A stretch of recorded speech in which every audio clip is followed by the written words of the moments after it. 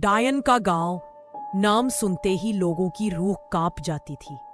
उत्तर प्रदेश के एक कोने में बसा छोटा सा गांव था, रामपुर कला।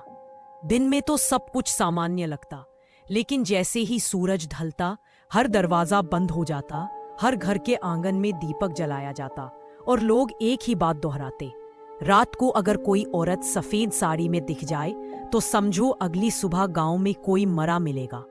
लोग कहते थे ये एक डायन का साया है। गांव की एक पुरानी कहानी के अनुसार सालों पहले इसी गांव में एक विधवा रहती थी। उसका पति एक डाकू के हाथों मारा गया था। दुख में डूबी उस औरत ने एक रात अपने घर के आंगन में खुद को आग लगा ली। तभी से हर पूर्णिमा की रात को कोई ना कोई उसे सफेद साड़ी में देखता और अगली सुबह गांव का कोई ना कोई इंसान मरा हुआ मिलता, बिना किसी बीमारी के, बिना किसी चोट के। शहर से आए नए स्कूल टीचर राघव सर को इन बातों पर बिल्कुल यकीन नहीं था। पढ़े लिखे, तार्किक सोच वाले इंसान थे। जब गांव वालों ने उन्हें रात को बाहर न निकलने की सलाह दी तो वो हंसकर बोले, भूत अगर होते तो दिल्ली में भी होते, सिर्फ यहाँ क्यों। लेकिन उसी रात उनके पड़ोसी शंभू काका ने बताया कि उन्होंने मंदिर के पास एक औरत को देखा, सफेद साड़ी में, लंबे खुले बाल, आंखों में अजीब अंधेरा।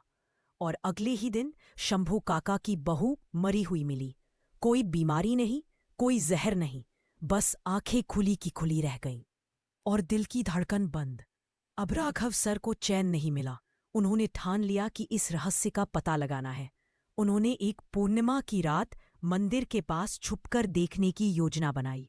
साथ में एक टॉर्च, कैमरा और लाठी ले गए। रात के ठीक 12 बजे कुछ हिला। हवा तेज हो गई, पेड़ झूमने लगे और तभी मंदिर की सीढ़ियों पर एक औरत दिखी, सफेद साड़ी में, जमीन से थोड़ी ऊपर हवा में तैरती हुई। राघव ने टॉर्च चालू की, पर रोशनी उस औरत पर पड़ते ही टॉर्च अपने आप बंद हो गई, कैमरा टूट गया और लाठी हाथ से गिर गई। लेकिन राघव डरे नहीं। उन्होंने जोर से पूछा, तू कौन है, किसकी मौत चाहती है? औरत रुक गई। उसकी आवाज किसी इंसान की नहीं थी, सूखी पत्थर जैसी, जैसे सदियों से किसी ने पानी न पिया हो। जिसने मेरे साथ अन्याय किया उसके वंशज अब नहीं बचेंगे।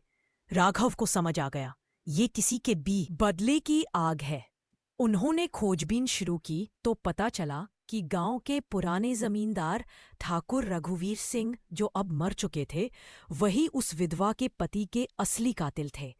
दिन में जमींदार और रात को डाकू। उन्होंने उस महिला को धोखा दिया और उसके पति को मरवा दिया। ठाकुर का वंशज प्रताप सिंह, जो अब गांव का प्रधान था, आज भी उसी हवेली में रहता था। राघव ने प्रताप को सच्चाई बताई।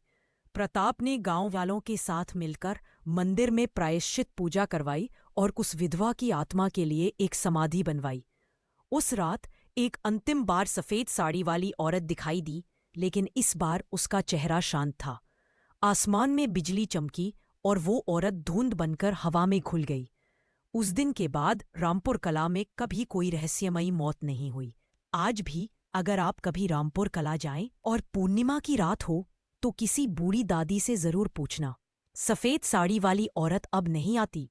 वो मुस्कुराकर बस इतना कहेगी, नहीं बेटा, अब उसे शांति मिल गई है।